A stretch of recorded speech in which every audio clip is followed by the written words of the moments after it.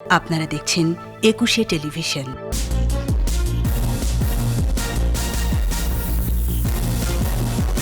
জয় বাংলা বলে শুরু করোনার টিকা কার্যক্রম, সমালোচকদের ভ্যাকসিন নেওয়ার আহ্বান প্রধানমন্ত্রীর। জয় বাংলা, জয় বাংলা। চট্টগ্রাম সিটি নির্বাচনে বিক্ষিপ্ত সংঘর্ষে নিহত 1, আহত 10। চলছে ফল ঘোষণা, নৌকার প্রার্থী এগিয়ে। চট্টগ্রাম সিটি নির্বাচনের উত্তাপ সংসদে, প্রহসনের অভিযোগ বিএনপির, ভোটের অধিকার ফিরেছে বলছে আওয়ামী লীগ। বিরূপ মন্তব্যকারী নেতাদের বিরুদ্ধে কঠোর হচ্ছে আওয়ামী লীগ, দলের স্বচ্ছ ভাবমূর্তি ধরে রাখার আহ্বান। 5 বছরেও জাতীয় কাউন্সিল করতে পারেনি বিএনপি, জেলা সম্মেলনে বাধার অভিযোগ।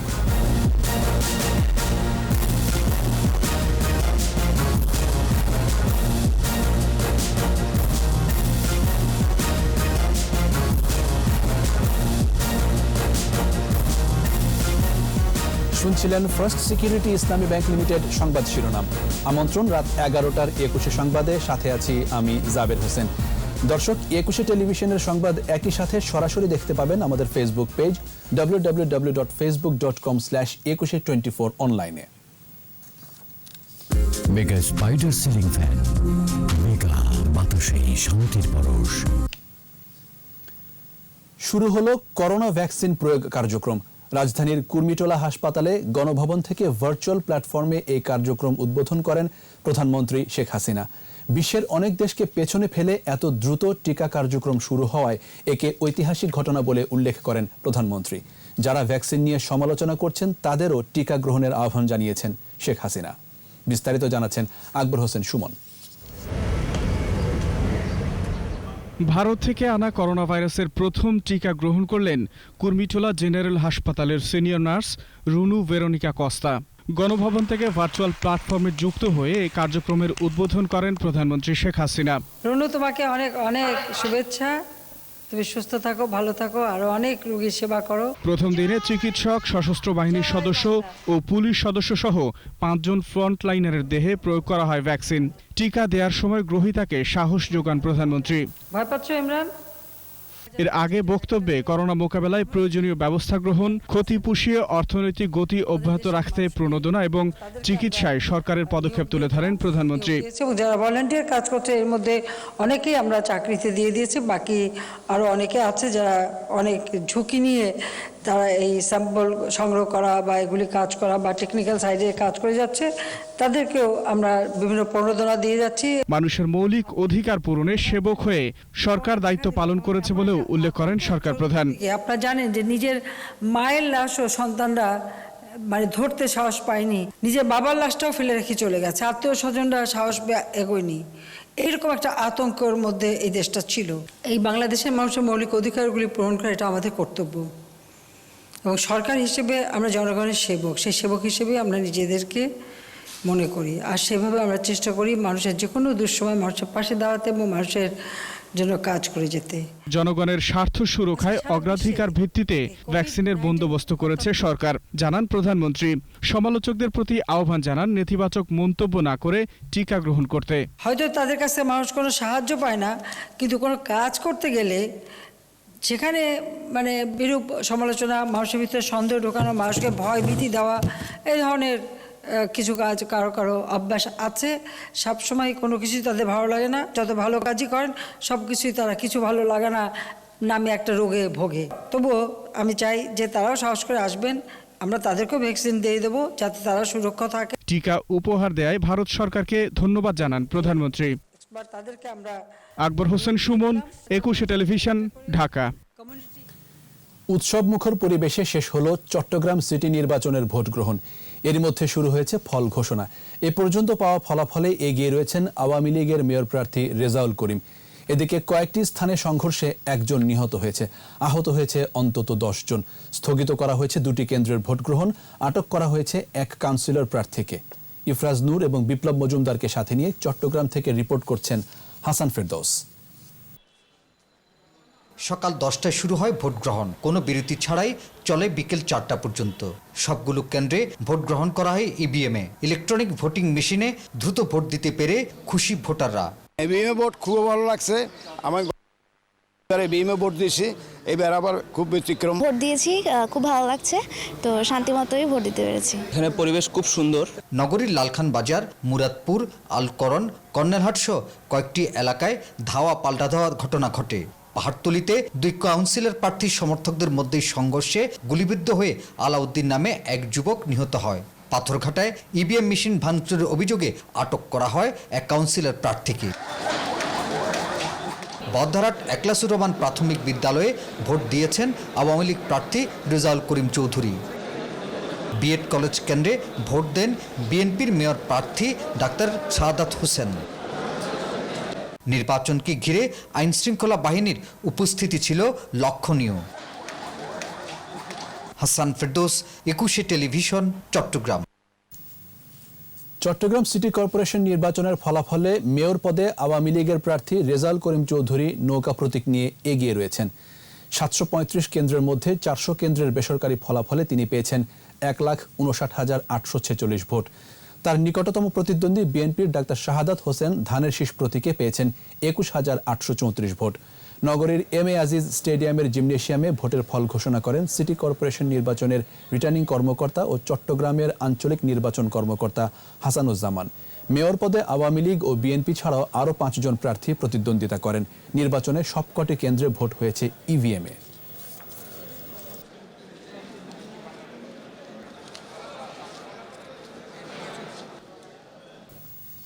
বিএনপির অপপ্রয়াস ভণ্ডুল করে চট্টগ্রাম সিটি নির্বাচন শান্তিপূর্ণভাবে শেষ হয়েছে বলে মন্তব্য করেছেন আওয়ামী লীগ সাধারণ সম্পাদক ওবায়দুল কাদের। আর প্রধান নির্বাচন কমিশনারকে গণতন্ত্র হত্যাকারী বলে মন্তব্য করেছেন বিএনপির সিনিয়র যুগ্ম মহাসচিব রুহুল কবির রিজভী। এদিকে ইসি সচিব বলেছেন নির্বাচন ভালো হয়েছে, তবে কমিশনের বিরুদ্ধে করা অভিযোগ সুনির্দিষ্ট নয়। বিস্তারিত জানাচ্ছেন স্মৃতি মণ্ডল। বিএনপি কিন্তু সামাজিক যোগাযোগের সরকারি বাসভবনে নিয়মিত ব্রিফিংয়ে চট্টগ্রাম সিটি কর্পোরেশন নির্বাচন প্রসঙ্গে আওয়ামী লীগের সাধারণ সম্পাদক ওবায়দুল কাদের বলেন, বিএনপির অপপ্রয়াস ভণ্ডুল করে নির্বাচন শান্তিপূর্ণভাবে শেষ হয়েছে। কাউন্সিলর প্রার্থীদের মধ্যে কিছু সহিংস ঘটনার কারণেও ভোটার উপস্থিতি কিছুটা কমেছে। এরপরও আমরা বলবো চট্টগ্রাম সিটি কর্পোরেশন নির্বাচনে ভোটারদের উপস্থিতি মোটামুটি সন্তোষজনক। বরাবরের মতো বিএনপি ভোটের মাঠে অংশ না গ্রহণ করে ভোটকে প্রশ্নবিদ্ধ করার পরিস্থিতি তারা চট্টগ্রাম সিটি কর্পোরেশন নির্বাচনেও করেছে। এদিকে অনিয়মের অভিযোগ নিয়ে নির্বাচন কমিশন সচিবালয়ে যান বিএনপির সিনিয়র যুগ্ম মহাসচিব রুহুল কবির রিজভীর নেতৃত্বে প্রতিনিধি দল। লিখিত অভিযোগ দেন ইসি সচিব মোহাম্মদ আলমগীরের কাছে। পরে রিজভী সাংবাদিকদের কাছে প্রধান নির্বাচন কমিশনার KM নুরুল হুদাকে গণতন্ত্রের হত্যাকারী বলে উল্লেখ করেন। এটা নজিরবিহীন নির্বাচন, দিনের ভোট রাত্রে হয়, প্রতিদ্বন্দ্বী প্রার্থীরা এবং তাদের এজেন্টরা রাত্রেই গ্রেপ্তার হয়ে যায়। এদেশে সুষ্ঠু নির্বাচন ও গণতন্ত্রকে হত্যাকারী ঘাতক হচ্ছেন প্রধান নির্বাচন কমিশনার। বিকেলে নির্বাচন কমিশনে আওয়ামী লীগের একটি প্রতিনিধি দলও ইসি সচিবের কাছে লিখিত অভিযোগ জানায়। বিভিন্ন কেন্দ্রে সহিংসতার জন্য বিএনপিকে দায়ী করা হয় অভিযোগপত্রে। সকালবেলা বিভিন্ন কেন্দ্রে প্যানিক সৃষ্টি করা হয়েছে যাতে ভোটাররা ভোট কেন্দ্রে আসতে না পারে। চট্টগ্রাম মহানগর আওয়ামী লীগের প্রচার সম্পাদক ইমনকে বিএনপির সন্ত্রাসীরা ছুরিকাঘাত করেছেন। চট্টগ্রাম মহানগরের পাথরঘাটার বালিতে বিএনপি সমর্থিত ward councillor Ismail EVM machine ভেঙে ফেলেছে। নির্বাচন প্রসঙ্গে ইসি সচিব বলেন, সার্বিক নির্বাচন ভালো হয়েছে। সহিংসতায় 2টি কেন্দ্রে ইভিএম ক্ষতিগ্রস্ত হওয়ায় ভোট স্থগিত করা হয়েছে। প্রমাণ ছাড়া অভিযোগকে ভিত্তিহীন বলে মন্তব্য করেন সচিব। এর মতন এই সমস্ত তৃতীয় বিশ্ব দেশগুলোতে এই ধরনের নির্বাচনের ক্ষেত্রে কিছু ঘটনা ঘটে, তার হিসাবে যদি আপনি বলেন তাহলে এটা আমি বলবো যে বরঞ্চ কমই হয়েছে। মাত্র 2-3টা কেন্দ্রে এই ধরনের ঘটনা ঘটেছে এবং এই ধরনের দুষ্কৃতিকারী যারা থাকেন তারা এগুলো করার চেষ্টা করেন। বিশেষ করে ইভিএমে ভোট হলে অনেকেই মনে করেন যে এখানে ভোটে জাল ভোট দেওয়া যাবে না, এটা করা যাবে না, অন্য কিছু করা যাবে না। এরাই সাধারণত দেখা যায় এখানে যে এই ধরনের আক্রমণ করে। ভোটার উপস্থিতি আশানুরূপ হয়নি বলেও জানান সচিব। যে কোনো বড় শহরে নির্বাচন যখন হচ্ছে, বিশেষ করে যেখানে ভাসমান লোকজন বেশি থাকে, বাইরের লোকজন বেশি থাকে, সেখানে একটু উপস্থিতিটা কম হয়। স্মৃতি মণ্ডল, 21 টেলিভিশন, ঢাকা। চট্টগ্রাম সিটি নির্বাচনের উত্তাপ ছড়িয়েছে জাতীয় সংসদের অধিবেশনে। আইন মন্ত্রণালয়ের একটি বিল পাশের আলোচনায় ভোটের নামে প্রহসন হচ্ছে বলে মন্তব্য করেন বিএনপির এমপিরা। এ সময় আইনমন্ত্রী বলেন, বিএনপির সময় ভোটের বাক্সই পাওয়া যেত না। বর্তমান সরকার জনগণকে ভোটের অধিকার ফিরিয়ে দিয়েছে বলে উল্লেখ করেন আইনমন্ত্রী। প্রণব চক্রবর্তীর রিপোর্ট। বক্তব্য রাখার বুধবার জাতীয় সংসদে সিভিল কোড অ্যামেন্ডমেন্ট বিল 2021-এর উপর আলোচনায় অংশ নিয়ে বিএনপির সংসদ সদস্যরা চট্টগ্রামের নির্বাচনকে ইঙ্গিত করে অভিযোগ তোলেন। বলেন, দেশে ভোটের নামে প্রহসন হচ্ছে। চট্টগ্রাম সিটি কর্পোরেশন নির্বাচন হচ্ছে, বহু কেন্দ্র থেকে এজেন্ট বাইর করে দেওয়া হয়েছে। সুষ্ঠু হয়েছে নির্বাচন, ভোট দিয়েছে প্রশাসন, তাকিয়েছিল জনগণ। মানে স্পিকার ভোটটা যদি এরকম না করে তাহলেই হয়। জবাবে আইনমন্ত্রী বলেন, বর্তমান সরকারই ভোট দেওয়ার পরিবেশ করেছে, জনগণের ভোটের অধিকার নিশ্চিত করেছে। বিএনপি আমলে মাশাআল্লাহ কখন কোথায় ভোট হইতো আমরা জানতাম না। 15ই ফেব্রুয়ারি 1996 সালে কি নির্বাচন হয়েছিল যে ওনারা কতজন ভোট পেয়ে জিতে এসেছিলেন, এবং তারপরে এই কলঙ্কজনক অধ্যায়ও এখানে রেখে গেছেন যে একজন খুনিকে লিডার অফ দ্য অপোজিশন করে দিয়েছেন। তাদের কাছ থেকে আমাদের অন্তত পক্ষে এই নির্বাচন কিভাবে সুষ্ঠু করে করতে হয় সেটা শেখার প্রয়োজন নাই। সাম্প্রতিক পৌরসভা নির্বাচনগুলো সুষ্ঠুভাবে সম্পন্ন হয়েছে বলে জানান জাতীয় পার্টির সংসদ সদস্যরা। আমার কিশোর জেলায় আওয়ামী লীগ এবং বিএনপির খুব হাড্ডাহাড্ডি লড়াই। আওয়ামী লীগের কেন্দ্রে 400 ভোটে এগিয়ে আছে, একটা কেন্দ্র স্থগিত, সেটা কয়েকদিন পরে হবে, নির্বাচন ফেয়ার হচ্ছে। টিওনো মহোদয় রিটার্নিং কর্মকর্তা ছিলেন, কাউকে কোনো ছাড় দেননি, লাঙ্গল জয়লাভ করেছে। সবাই মিলে চাইলে অবশ্যই ভোট সুষ্ঠু করা যাবে। আইনমন্ত্রী সংসদে জানান, মামলা জট কমাতে বিচারক নিয়োগ সহ নানা পদক্ষেপ নিয়েছে সরকার। 50 জনের একটা প্যানেল, প্রমোশনের প্যানেল আগাম তৈরি করে রাখি। পরে সহকারী জজদের 15 লাখ টাকা মূল্যমান পর্যন্ত মামলা নিষ্পত্তির বিধান রেখে সর্বসম্মতিক্রমে পাশ হয় সিভিল কোড অ্যামেন্ডমেন্ট বিল 2021। সংসদে পাশ হলো। প্রণব চক্রবর্তী, 21 টেলিভিশন, ঢাকা। উল্টোপাল্টা মন্তব্য করে যারা দলের বিরুদ্ধে অবস্থান নিচ্ছেন তাদের বিরুদ্ধে কঠোর হতে যাচ্ছে আওয়ামী লীগ। কেন্দ্রীয় নেতারা বলছেন, যারা সংগঠনের ক্ষতি করছে সাংগঠনিকভাবে তাদের কাউকে ছাড় দেওয়া হবে না। দলকে নিয়ে যারা বিরূপ মন্তব্য করছেন, সংগঠনের প্রতি তাদের দায়িত্ববোধ নিয়েও প্রশ্ন তোলেন কেন্দ্রীয় নেতারা। প্রণব চক্রবর্তীর আরেকটি রিপোর্ট। দ্বিতীয় ধাপের পৌর নির্বাচনে নোয়াখালীর বসুরহাটে আওয়ামী লীগের মেয়র প্রার্থী আব্দুল কাদের মির্জার বক্তব্য উত্তাপ ছড়িয়েছে রাজনীতির মাঠে। ছেড়ে কথা বলেননি নিজের ভাই আওয়ামী লীগ সাধারণ সম্পাদক ওবায়দুল কাদেরকেও। সুষ্ঠু নির্বাচন হলে আমাদের এমপিরা 10 টোয়াই পাইত না, 10 কাদের মির্জার সত্য বচনের পর এবার নোয়াখালী জেলা আওয়ামী লীগের সভাপতি একরাম চৌধুরীর ফেসবুক লাইভেও আলোচনার ঝড়। আমি কথা বললে তো আর মির্জা কাদের বিরুদ্ধে কথা বলবো না, আমি কথা বলবো ওবায়দুল কাদের বিরুদ্ধে। একটা রাজাকার ফ্যামিলির লোক এই পর্যায়ে আসছে, তার বাইরে শাসন করতে পারে না। এর মধ্যে আবার কাদের মির্জার বক্তব্যের জবাব দিয়ে ঝড় তোলেন যুবলীগ নেতা নিক্সন চৌধুরী। আমি জীবনে দেখিও নাই, পরিচিতি হইতে চায়। একই সময়ে ঢাকা দক্ষিণের বর্তমান ও সাবেক মেয়রের বাহাসও আলোচনার কেন্দ্রে। এ অবস্থায় সিনিয়র নেতারা বলছেন, আওয়ামী লীগের ভাবমূর্তি ক্ষুণ্ণ হয়, কেউ যদি এরকম বক্তব্য বিবৃতি দেয় তাহলে তার বিরুদ্ধে ব্যবস্থা নেওয়া হবে। দল যারা করে, সিনিয়র নেতা হলে তাকে আরও দায়িত্বশীল হতে হবে। তার কথাবার্তায় আচরণে ভিন্নমত থাকতে পারে, কিন্তু সে ভিন্নমত থাকলেই যে সেখানে একে অন্যের বিরুদ্ধে মিডিয়াতে যে বক্তব্য রাখতে হবে, আমি মনে করি এটা সঠিক নয়। আমি আশা করি যাদের মধ্যে হয়েছে তারা নিজেদের মধ্যে বসে আলাপ আলোচনার মাধ্যমে তাদের সমস্যাগুলি মিটাবে। গুটি কয়েক নেতার বক্তব্য আর কর্মকাণ্ডে আওয়ামী লীগের ভাবমূর্তি নষ্ট হতে দেয়া হবে না। তাই শৃঙ্খলা রক্ষায় আরও কঠোর সিদ্ধান্ত আসবে বলেও জানান কেন্দ্রীয় নেতারা। আমরা যে কথাই বলি না কেন, সেই কথা দ্বারা আওয়ামী লীগ কোনোভাবে যদি ক্ষতিগ্রস্ত হয় অথবা আওয়ামী লীগের ভাবমূর্তি যদি নষ্ট হয়, সেই জায়গায় কারোরই যাওয়া উচিত না এবং এটাকে শৃঙ্খলা বিরোধী হিসেবে ধরে নেওয়া যায়। এ বিষয়ে নিশ্চয়ই আওয়ামী লীগ যথাসময়ে যথাযথ ব্যবস্থা নেবে। সেটা যে কোনো জনের মানুষের জন্যই হতে পারে, যে কোনো পর্যায়ের নেতার জন্যই হতে পারে। তৃণমূল থেকে সকল পর্যায়ে দলের স্বচ্ছ ভাবমূর্তি জনগণের কাছে তুলে ধরারও আহ্বান জানান সিনিয়র নেতারা।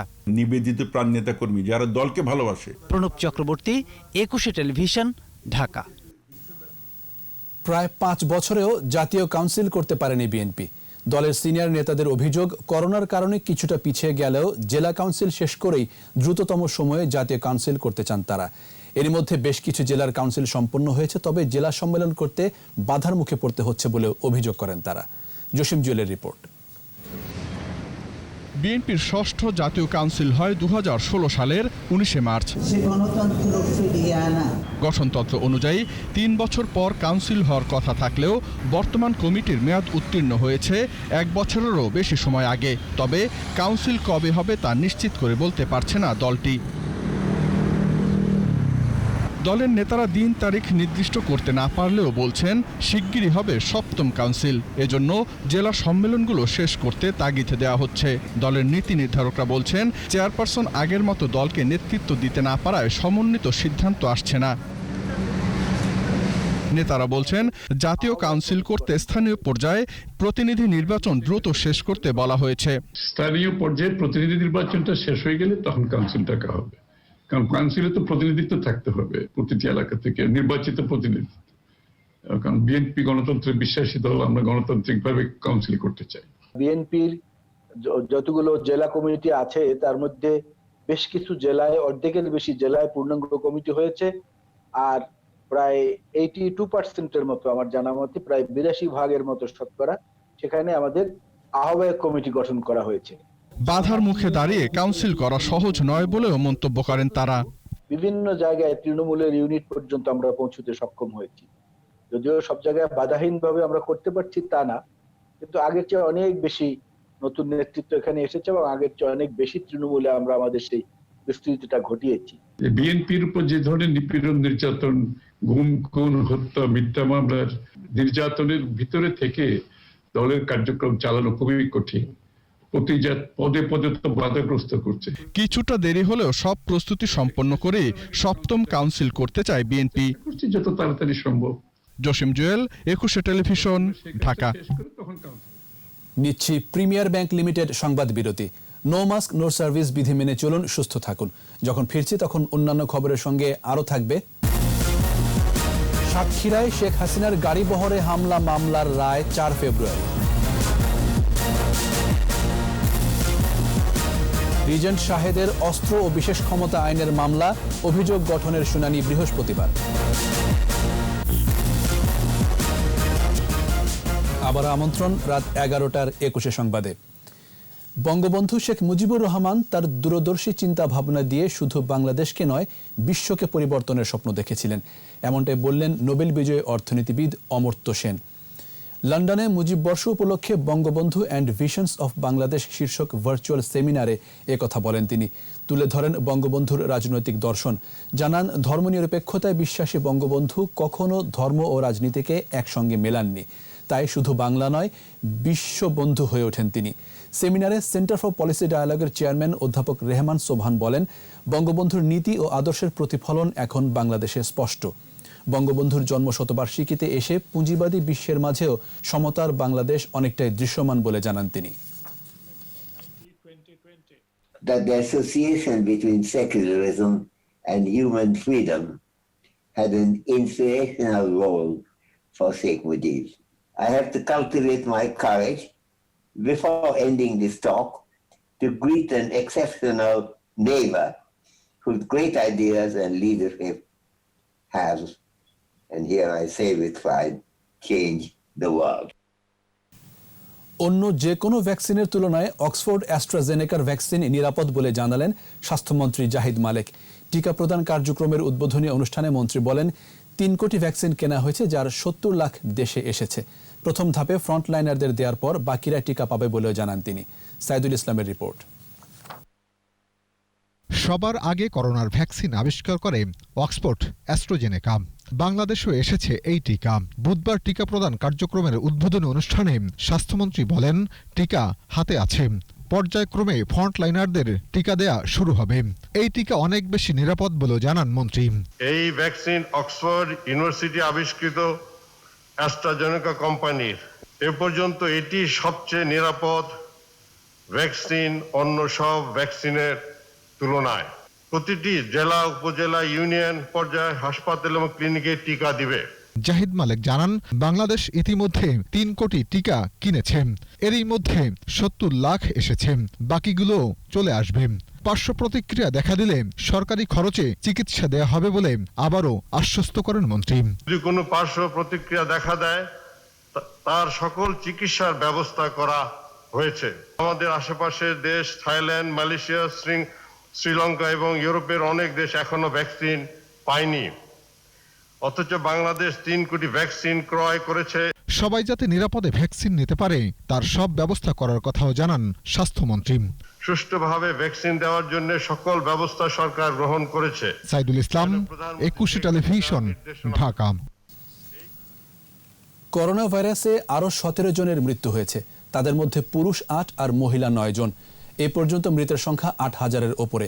স্বাস্থ্য অধিদপ্তরের তথ্য বলছে একদিনে সুস্থ হয়েছেন 509 জন আর শনাক্ত 528। মোট আক্রান্ত 5,33,444। এ পর্যন্ত সুস্থ হয়েছেন 4,77,935 জন। 200 ল্যাবে অ্যান্টিজেন টেস্ট সহ নমুনা পরীক্ষা হয়েছে 15,720। এ পর্যন্ত নমুনা পরীক্ষা হয়েছে 36,508 জনের।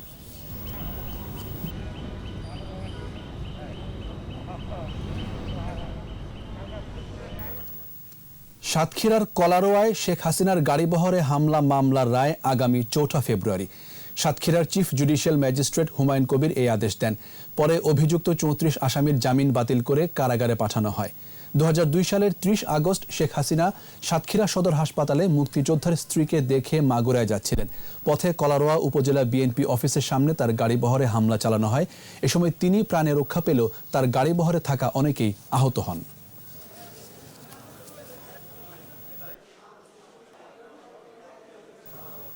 বাংলাদেশ জাপান সম্পর্ক আরও গভীর হবে বলে জানিয়েছেন পররাষ্ট্রমন্ত্রী AK Abdul Momen.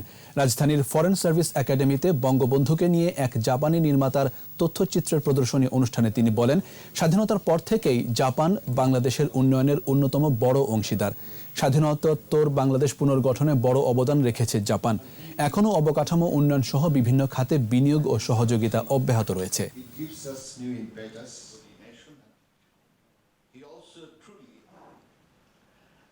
But this is very unhappy. The father of the nation, Bangabandhu.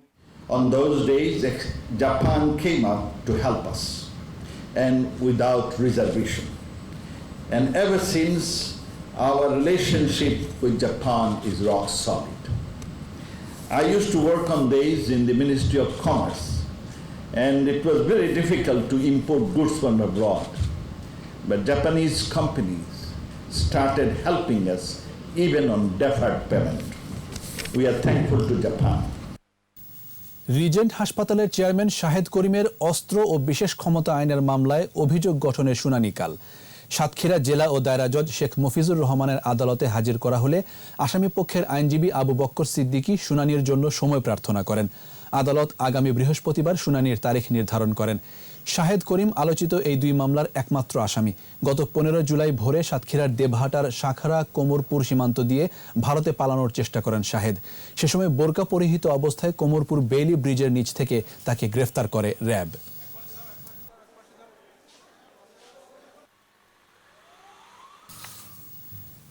সরকারি কর্মকর্তা পরিচয়ে প্রতারণা চক্রের মূল হোতা ইবনে মিজান রনিকে আটক করা হয়েছে। র্যাব ও NSI এর যৌথ অভিযানে গ্রেফতার করা হয় এই প্রতারককে। রাজধানীর গোপীবাগ থেকে গ্রেফতার প্রতারক রনি রাজনৈতিক দলের নেতা পরিচয়ে প্রতারণা করে আসছিল। রনির অন্য সহযোগীদেরও গ্রেফতারের চেষ্টা চলছে।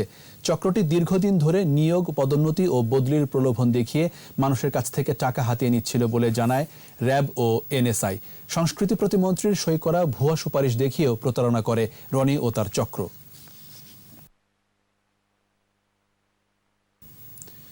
ঢাকা দক্ষিণে 2টি হাসপাতাল এবং একটি মাতৃসদন টিকাদানের জন্য প্রস্তুত করা হচ্ছে বলে জানিয়েছেন mayor barrister Sheikh Fazle Noor Taposh. Dholaikhal pump station পরিদর্শন শেষে তিনি বলেন, যথাসময়ে টিকাদান কেন্দ্র প্রস্তুত থাকবে। এ সময় সবাইকে নির্ভয়ে টিকা নেয়ার আহ্বান জানান তিনি। এছাড়া খালের 2 পাশে অবৈধ স্থাপনা উচ্ছেদ করে নান্দনিক পরিবেশ তৈরি করা হবে বলে জানান তিনি। দীর্ঘদিনের পুঞ্জীভূত সংকট নিয়ে সিটি কর্পোরেশন কাজ করছে জানিয়ে তিনি বলেন, আসন্ন বর্ষায় জলাবদ্ধতার দুর্ভোগ কমবে।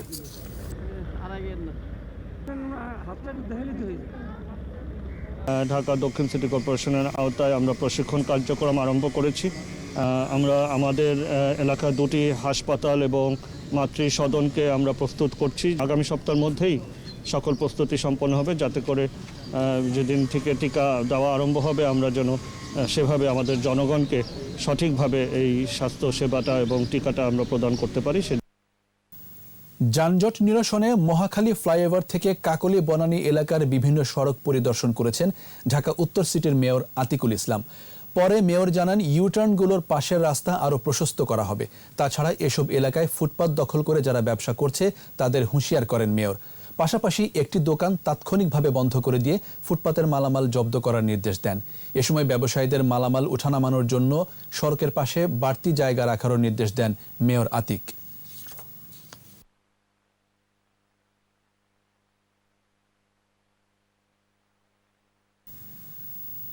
নিচ্ছি প্রিমিয়ার ব্যাংক লিমিটেড সংবাদ বিরতি।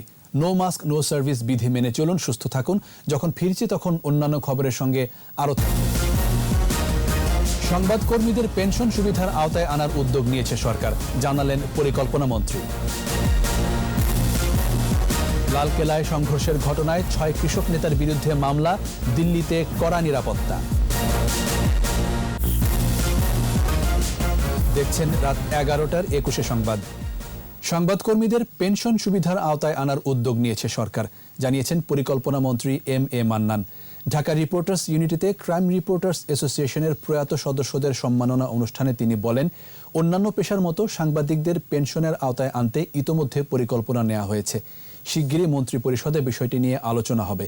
এছাড়া সাংবাদিকদের আবাসন সুবিধা সহ অন্যান্য বিষয়েও সহযোগিতা করে যাচ্ছে সরকার।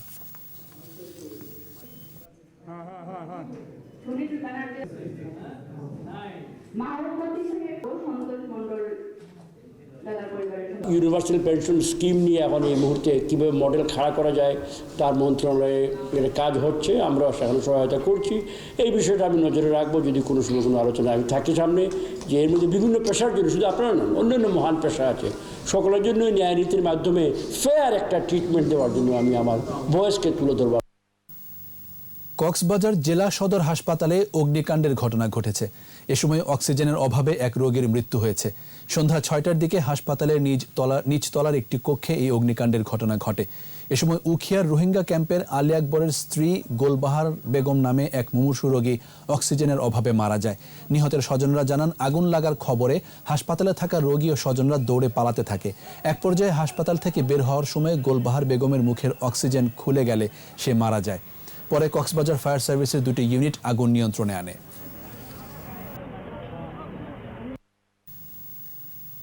নারীরা পরিবারে, সমাজে, রাষ্ট্রে অধিকার সম্পন্ন ও মর্যাদাপূর্ণ মানুষ হিসেবে গণ্য হবে, এই স্বপ্ন নিয়ে 35 বছরে পা দিল নারী পক্ষ। নারী পক্ষের নিজ কার্যালয়ে গণমাধ্যমের সাথে মতবিনিময় সভায় বক্তারা বলেন, প্রতিষ্ঠা লগ্ন থেকেই ঘরে বাইরে নারীর উপর সহিংসতার বিরুদ্ধে সোচ্চার ছিল নারী পক্ষ। বিভিন্ন পরিস্থিতিতে আন্দোলনের প্রেক্ষাপট তৈরি হয়েছে, এর ভিতরেই বিভিন্ন বিষয়ে নারী পক্ষ তৈরি করেছে তার অবস্থান। এ সময় রাষ্ট্র এবং পরিবারে তাদের সমান অধিকারের দাবি জানান বক্তারা। নারী পক্ষ ও গণমাধ্যমের যোগাযোগ শক্তিশালী করার উপরও জোর দেন তারা। সিরাজগঞ্জের এনায়েতপুরে 3তলা ভবনের ছাদ থেকে পড়ে পরিসন্নেসা নামে গৃহপরিচারিকার মৃত্যু হয়েছে। বুধবার সন্ধ্যায় এনায়েতপুর গ্রামের তাঁত ব্যবসায়ী আফসার তালুকদারের বাড়িতে এই ঘটনা ঘটে। তিনি দীর্ঘদিন ধরে ওই বাড়িতে গৃহকর্মীর কাজ করতেন। পুলিশ জানায়, সন্ধ্যায় রহস্যজনকভাবে ছাদ থেকে পড়ে যান তিনি। গুরুতর আহত অবস্থায় এনায়েতপুর খাজা ইউনুস আলী মেডিকেল কলেজ হাসপাতালে নেওয়া হয়। সেখানে অবস্থার অবনতি হলে ঢাকায় আনার পথে মারা যায় পরিসন। এবার সোশ্যাল ইসলামী ব্যাংক লিমিটেড বাণিজ্য সংবাদ।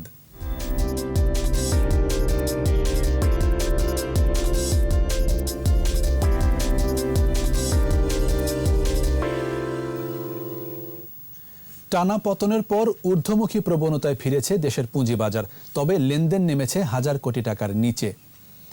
বুধবার ডিএসসিতে লেনদেন হওয়া 354টি প্রতিষ্ঠানের মধ্যে দর বেড়েছে 128টির, কমেছে 125টির, আর অপরিবর্তিত ছিল 101টির দর।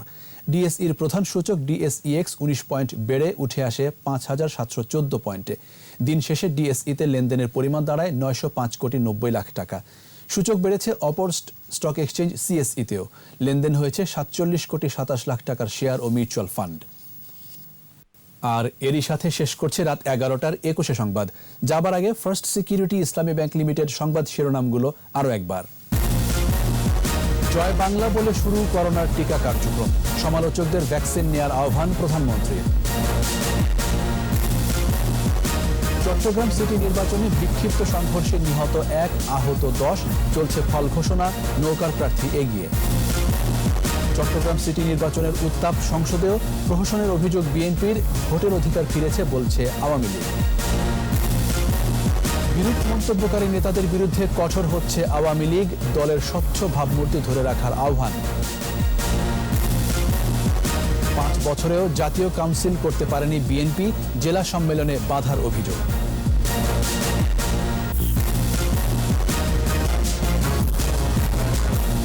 একুশে টেলিভিশনের সর্বশেষ খবর জানতে ডায়াল করুন 2021 নম্বরে আর ভিজিট করুন ekushe-tv.com এই ওয়েবসাইট। এছাড়া ফেসবুকে লগ ইন করতে পারেন facebook.com/ekushe24 অনলাইনে। আমাদের পরের সংবাদ রাত 1টায় দেখার আমন্ত্রণ রইল। স্বাস্থ্যবিধি মেনে চলুন, সুস্থ থাকুন।